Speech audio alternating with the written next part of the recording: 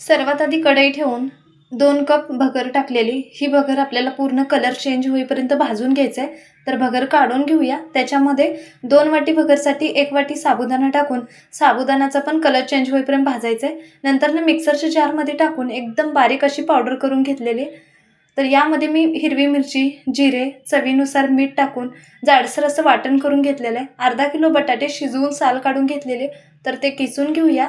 तर याच्यामध्ये 1 वाटी शेंगदाणा कूट, वाटून घेतलेली हिरवी मिरची, चवीपुरतं मीठ, अर्धी वाटी दही आणि बारीक केलेलं पीठ, थोडं थोडं पाणी ॲड करून घट्ट असं पीठ मळायचे आणि एका कपड्यावरती थोडं थोडं पाणी हाताला लावून अशा प्रकारे थालीपीठ करायचे. तव्यावरती तेल टाकूया आणि हे थालीपीठ सोडून देऊया. तर तेल लावायचं आहे आणि एखादा मिनिटभर झाकून ठेवायचं आहे मीडियम गॅस करून. सेम दुसऱ्या साईडने पण हीच प्रोसेस करायची आहे. अशा प्रकारे दही आणि चटणी तयार आहे. याचा फुल व्हिडिओ तुम्हाला माझ्या चॅनलवरती मिळेल, एकदा नक्की बघा.